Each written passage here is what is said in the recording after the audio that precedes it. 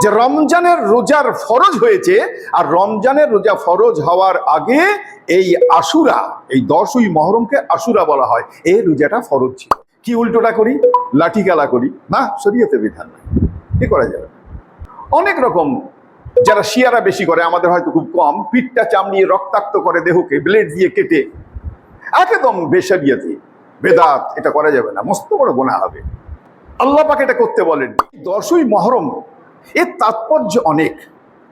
প্রচুর নবীগণ এই 10ই মহরম তারিখে উদ্ধার হয়েছেন, তাদের দোয়া আল্লাহ পাক কবুল করেছেন। জানাবে রাসূল সাল্লাল্লাহু আলাইহি ওয়াসাল্লামের কথা বলে গেছেন যে তোমরা প্রত্যেকেই 10ই মহরম তারিখে নফল রোজা রাখার সকলে চেষ্টা করো।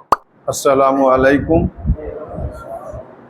আউযু বিল্লাহি মিনাশ শাইতানির রাজিম। বিসমিল্লাহির রহমানির রহিম।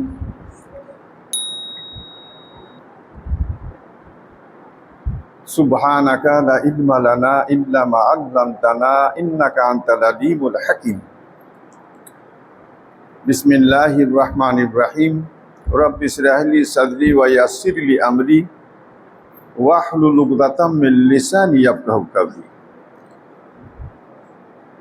আলহামদুলিল্লাহি কাফা ওয়া সালামুন আলা ইবাদিহিল্লাযিনা ইসতাফা ওয়া আম্মা বাদ। সমস্ত প্রশংসা গুণকীর্তন আল্লাহ পাকের জন্য, যে আল্লাহ পাক আমাদের মদত করেছেন, হেদায়েত করেছেন, যার ফলে পবিত্র জুমার ঘরে সাপ্তাহিক ঈদের দিনে আমরা আসতে পেরেছি। আমরা সে কারণে আল্লাহ পাকের প্রশংসা কীর্তন করি, বলি আলহামদুলিল্লাহ। তাজেদারে মদিনা, দুলালে আমিনা, সৈয়দুল আউয়ালিন ওয়াল আখিরিন, ইমামুল আম্বিয়া হযরতে মুহাম্মদ সাল্লাল্লাহু আলাইহি ওয়াসাল্লাম। আল্লাহ পাক দুনিয়াতে মহান নবীকে আমাদের কাছে পাঠিয়ে আল্লাহ পাকের যে বিধানাবলী সম্পূর্ণরূপে আমাদের কাছে পৌঁছিয়েছেন, যাতে করে আমরা দুনিয়ার কাজকর্ম সেরে আখিরাতের জগতে গিয়ে জান্নাতে পৌঁছতে পারি। আবার একটা জায়গা রেখে দিয়েছেন যে চলার পথে ত্রুটি বিচ্যুতি হলে আল্লাহ নবীকে কিয়ামতের মাঠে একটা চেয়ার দেবেন, যেখানে বসে আমাদের জন্য সুপারিশ করবেন। আর টোটা ফোটা ছোট ফোটো গোনা হয়ে গেলে আল্লাহ পাক সুপারিশ শুনে মাফ করে দিয়ে সমস্ত মুসলমানকে জান্নাতে পৌঁছিয়ে দেবেন। এই কারণে আমরা এই নবীর নামে হাজারো হাজার কোটি কোটি দরুদ বলি সাল্লাল্লাহু আলাইহি ওয়াসাল্লাম। এরকম দরুদ হাজারো হাজার কোটি কোটি সালাত আল্লাহ নবীর নামে বর্ষিত হোক বলে আল্লাহুম্মা।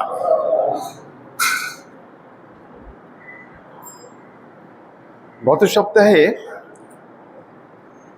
সূরা বাকারা থেকে একটা আয়াত পাঠ করেছিলাম, কিন্তু ব্যাখ্যা হয়নি।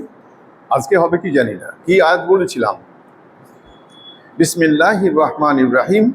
ওয়া বাশশিরিল লাযিনা আমানু ওয়া আমিলুস সালিহাতি আন্না লাহুম জান্নাতিন তাজরি মিন তাহতিহাল আনহার কুল্লামা রুজিকু মিনহা মিন সামারাতির রিজকা ক্বালু হাযাল লাযী রুজিকনা মিন কাবলু ওয়া উতুহা বিহি মুতাসাবিহা ওয়া লাহুম ফিহা আজওয়াজুম মুতাহহারা ওয়া হুম ফিহা খালিদুন। চেষ্টা করব ইনশাআল্লাহ এর ব্যাখ্যা নেওয়ার, কিন্তু তার আগে অত্যন্ত গুরুত্বপূর্ণ আলোচনা, সেটাকে সারি। সূরা তৌবাতে চলে যাই। সূরা তৌবাতে 36 নম্বর আয়াত, যেটা আমরা ভাবতে পারিনি, জানতে পারিনি। একটু বোঝার জানার চেষ্টা করি, অনেক গভীরে, অনেক ডিপে চলে যেতে পারবো। আল্লাহ পাক ঘোষণা দিচ্ছেন আল্লাহ নবীর মাধ্যমে আমাদেরকে, শোনো, তোমরা ভালো করে বুঝে নাও, জেনে নাও। কি সেটা? না, আমি যখন আসমানকে আর জমিনকে সৃষ্টি করি, আসমান, জমিন, চন্দ্র, সূর্য, নক্ষত্র, আমি যখন এগুলোকে সৃষ্টি করি, আমি এই সৃষ্টির সাথে সাথেই দুনিয়াতে 12টি মাস আমি তখনই তৈরি করেছি। একটু ব্যাখ্যাতে আসি। দুনিয়াতে যেসব চলতি তারিখগুলো নিয়ে আমরা চলি,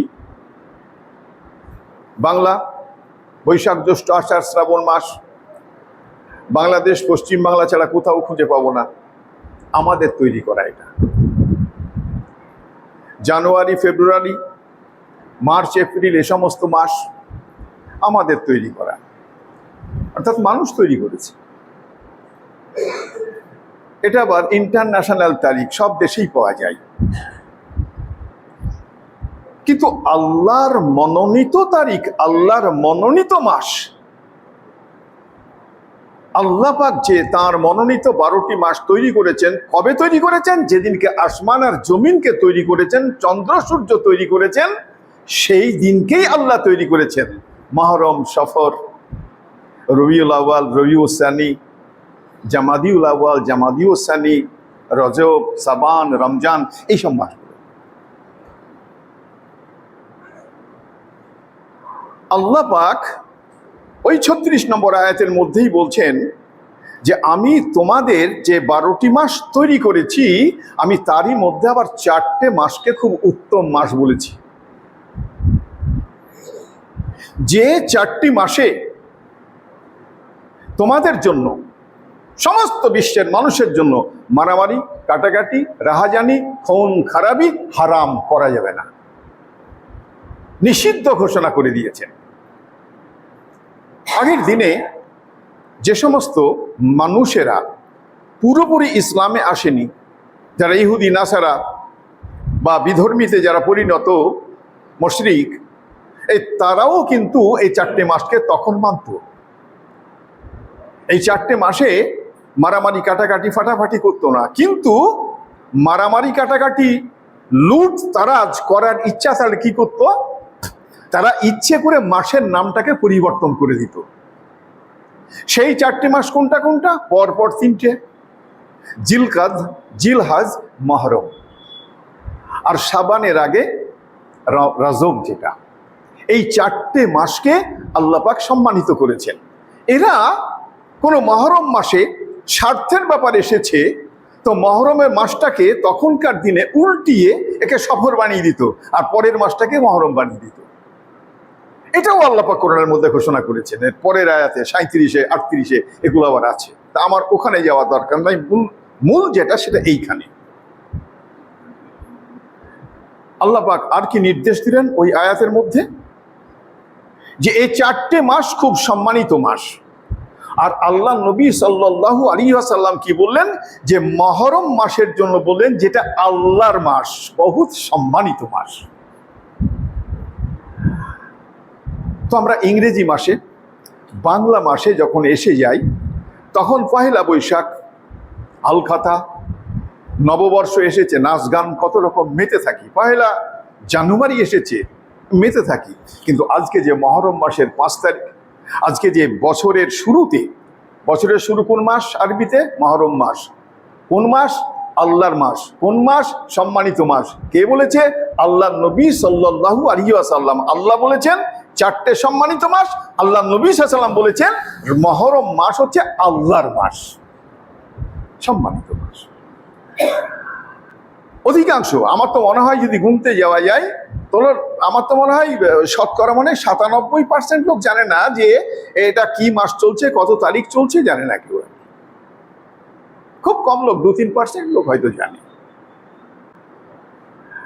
আরবে যেখানে আরবি মাস নিয়ে তারা চলেন, তারা সেখানে উদযাপন করে, যেমন আমরা বাঙালিরা করি, ইংরেজি ক্যালেন্ডার অনুপাতে করি, তারা করেন সেটা। কারণ তারা আরবি মাসটাকে নিয়েই চলে। কারণ আরবি মাসটা এটা মানা এ কারণে খুব জরুরি, এটা ফরজে কিফায়া। এ কারণে না, যত ফেস্টিভ্যাল আছে, যত ইসলামিক ফেস্টিভ্যাল আছে, সমস্ত সব আরবি মাসের মধ্যে, মানে চন্দ্র মাসের মধ্য দিয়ে, অন্য মাসে হবে না। চন্দ্র মাস দিয়ে হয় বলেই আমরা প্রতি বছরে ঈদ, বকরিদ, যে সমস্ত মুহররম, যত ধরনের ফেস্টিভ্যাল উৎসব আছে, সবগুলো দেখবেন মিল খায় না, ইংরেজি বাংলার সঙ্গে মিল খায় না, এগিয়ে এগিয়ে আসে। এ কারণে না, চন্দ্র গণনাতে 355 দিনে বছর হয়, আর সূর্য গণনাতে 365 দিনে বছর হয়, 10 দিন করে এগিয়ে এগিয়ে আসে। যাই হোক, বলার উদ্দেশ্য ছোট্ট করে বলে নিই, সময় খুব অল্প। তো এই যে মহরম মাস, এই মহরম মাসকে এত সম্মানিত করা হয়েছে। ছোট করে প্রথমে এক কথা বলে দিই যে রমজানের রোজার ফরজ হয়েছে, আর রমজানের রোজা ফরজ হওয়ার আগে এই আশুরা, এই 10ই মহরমকে আশুরা বলা হয়, এই রোজাটা ফরজ ছিল। এই রোজাটা আগে যারা ধর্মীয় বিধর্মীয় সমস্ত লোকেরাই এই রোজাটা পালন করত।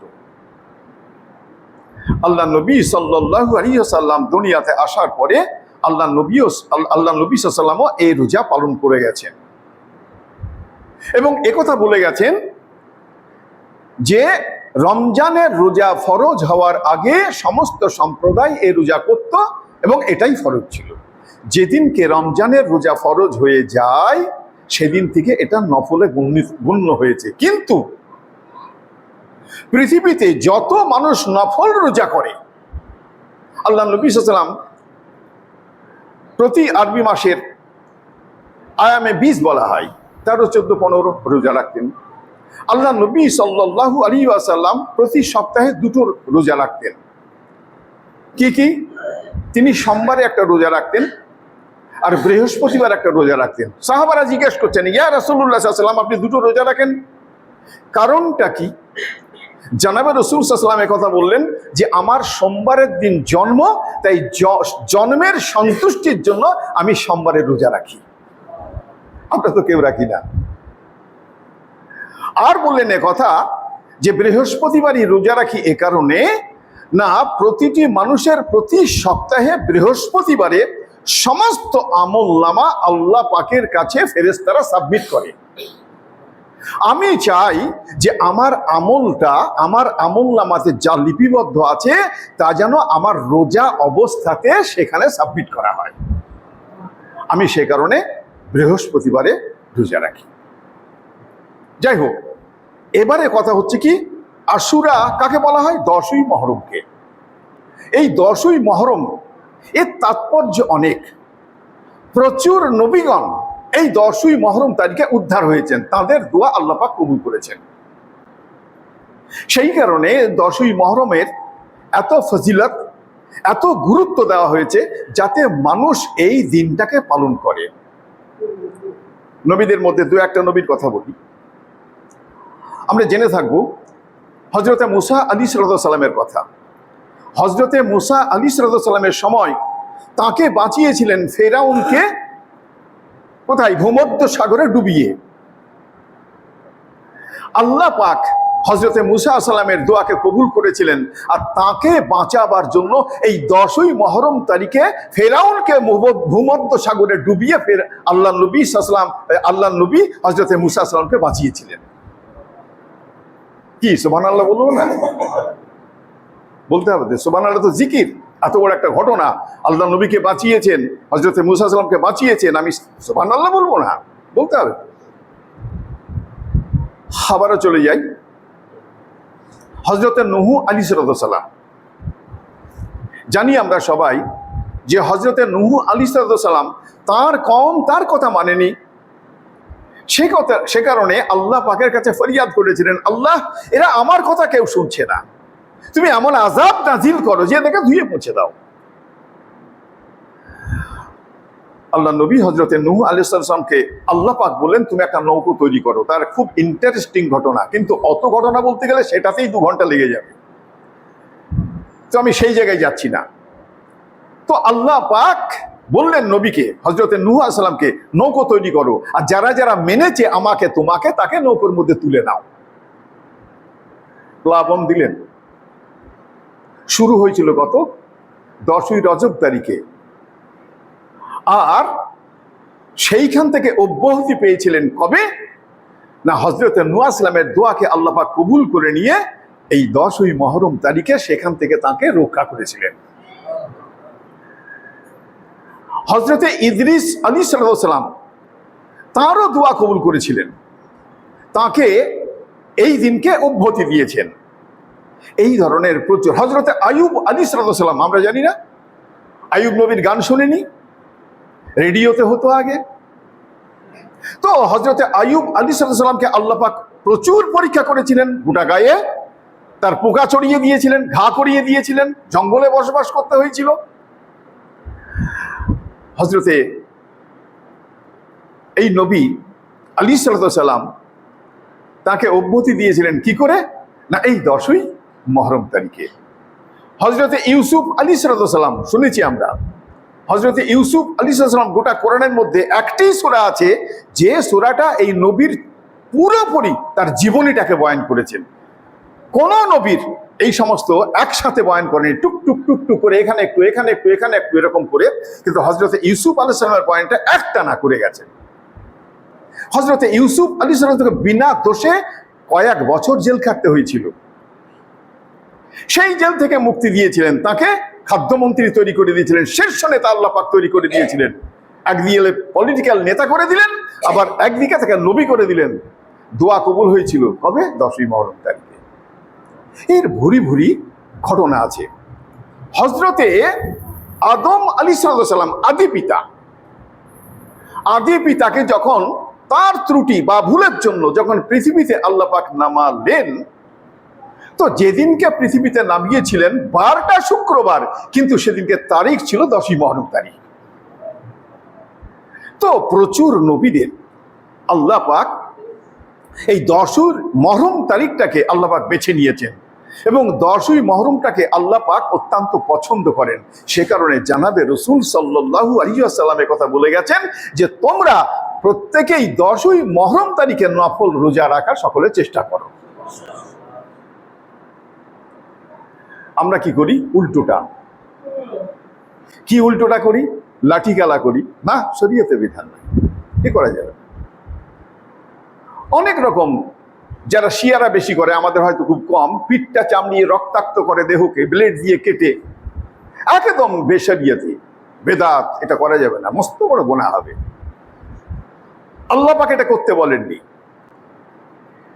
সূরা তাওবার 36 নম্বর আয়াতে, আমি তো 2-3টে কথা বললাম, এখনো অনেক কথা বাকি আছে, শেষে আরেকটা কথাও বলি। পরিষ্কার আল্লাহ পাক বললেন, এই মুসলমানেরা তোমরা শোনো খুব ভালো করে, খবরদার তোমরা লিপ্ত হবে না মারামারিতে। এক জায়গায় থাকবে, দু জায়গা হবে না। এক জায়গায় থেকে যারা আমাকে মানেনি, নবীকে মানেনি, মুশরিক হয়েছে, ইহুদি হয়েছে, নাসারা হয়েছে, তাদের বিরুদ্ধে যুদ্ধ করো তোমরা একত্রিত হয়ে। কে মানে? আমরা তো দেখতেই পাচ্ছি, এই যে সব যুদ্ধ টুদ্ধ হচ্ছে, পয়সার বিনিময়ে কত মুসলিম রাষ্ট্র বিধর্মীদের বিপক্ষে চলে যাচ্ছে, পক্ষে চলে যাচ্ছে, মুসলমানের বিপক্ষে চলে যাচ্ছে। কে কোরআন মানছে? অথচ কোরআন তো মানতে বাধ্য। প্রত্যেককে কিয়ামতের মাঠে জবাব দিতে হবে, প্রত্যেককেই কিয়ামতের মাঠে জবাব দিতে হবে।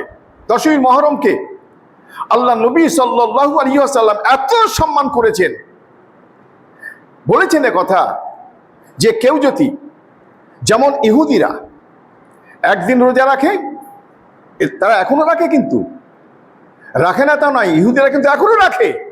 আল্লাহ নবী এই ফরমাইশ করলেন যে ওরা একদিন রোজা রাখে, আর মুসলমান তোমরা 2 দিন রোজা রাখো। আমি যদি সামনে বছরে বাঁচি, আল্লাহ নবী বলছেন এই কথা, আমি যদি সামনে বছরে বাঁচি, আল্লাহ যদি আমার হায়াত দারাজ করেন, তাহলে আমি 9ই মুহররম এবং 10ই মুহররম আমি 2 দিন রোজা রাখবো। কিন্তু আল্লাহ নবী সাল্লাল্লাহু আলাইহি ওয়াসাল্লামের ওফাত হয়ে গিয়েছিল, তিনি এই রোজা করতে পারেননি, তিনি ইন্তেকাল করে গেছেন। যেহেতু আল্লাহ নবী সাল্লাল্লাহু আলাইহি ওয়াসাল্লাম এই ফরমাইশটা করে গেছেন তোমরা 2টো রোজা করো, সেই কারণে 10ই মুহররম মেন। তাতে কেউ আগের দিন কেউ পরের দিন করতে পারে, কিন্তু আল্লাহ নবী সাল্লাল্লাহু আলাইহি ওয়াসাল্লামের পূর্ণাঙ্গ নির্দেশ যদি মানতে হয়, সুন্নাত যদি ধারণ করতে হয়, তাহলে 9 আর 10 এই 2 দিনকে রোজা রাখাই শ্রেয়, সব থেকে ভালো।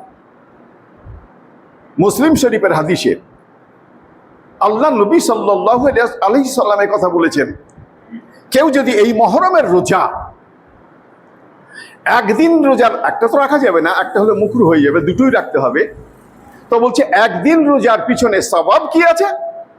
আল্লাহ নবী সাল্লাল্লাহু আলাইহি ওয়াসাল্লাম একথা বলছেন যে একদিন এই নফল রোজা রাখার জন্য বিগত 1 বছরে যা গুনাহ আছে আল্লাহ পাক সমস্ত সাগীরা ছোট গুনাহগুলোকে মাফ করে দেবেন। গুনাহ 3 প্রকারে মাফ। যেগুলো বড় গুনাহ, গুনাহে কাবিরা, সেটা ইস্তেগফার, তা নাহলে মাফ হবে না। সাগিরা গুনাহ, নামাজ রোজার মধ্যে সব মাফ হয়ে যায়। আর কারু হক নষ্ট করেছি, কোনো মুসলমানের বিপক্ষে বাজে কথা বলেছি, তার জমি জমা লুট করেছি, তার লাখ টাকা লুট করেছি, তার পিছনে গীবত করেছি, তার সম্মানের হানি করেছি, ওই মুসলমান যতক্ষণ তাকে মাফ না করবে আল্লাহ পাক ততক্ষণ তাকে মাফ করবে না। সেই কারণে তিন প্রকার, একটা হচ্ছে আল্লাহর কাছে তওবার ইস্তেগফার করা কাবিরে গুনার জন্য, মুসলমানের হক নষ্ট করে থাকলে তার কাছ থেকে মাপ নেওয়া, আর যত ছোট ছোট গুনাহ চলতে ফিরতে আমাদের হয়েছে এই গুনাহ এই রোজার বদৌলতে গত 1 বছরের গুনাহ আল্লাহ পাক সমস্ত মাফ করে দেন। তাহলে 2 দিন যদি করি তার 2 বছরের গুনাহ মাফ হয়ে যাবে। কি এই কথাগুলো শুনে কি মনে হচ্ছে যে মহরমের রোজাটা করাটা জরুরি? করবো ইনশাল্লাহ, মনে হচ্ছে করবো ইনশাল্লাহ। আর একটাও হাদিস আছে বাইহাকি শরীফের মধ্যে, সেটা বলি দিয়ে শেষ করি। আল্লাহ নবী সাল্লাল্লাহু আলাইহি ওয়াসাল্লাম কথা বলেছেন, নিজের পরিবার পরিজন, ছেলে মেয়ে বিবি বাল বাচ্চা যা কিছু আছে, এই দিনটাকে আল্লাহ পাক এত সম্মানিত করেছে, তা তোমরা যদি ওই দিনকে সন্তান সন্ততিকে একটু ভালো ভালো খাবার, মানে অন্যান্য দিন যা খাও তা সেদিনকে যদি একটু ভালো ভালো খাবার খাওয়াও, তো একদিন তোমার সন্তান সন্ততিকে, বউ ছেলে মেয়েকে ভালো যদি খাবার খাওয়াও, তা গোটা বছর আল্লাহ তোমাকে ভালো খাবার খাওয়াবে। চেষ্টা করবো ইনশাল্লাহ। যা শুনলাম আল্লাহ পাক এর উপরে আমাদের পূর্ণাঙ্গ আমল করার তৌফিক দান করুন বলে আল্লাহুম্মা আমিন। ওয়া আখিরু দাওয়ানা আনিল হামদুলিল্লাহি রাব্বিল আলামিন।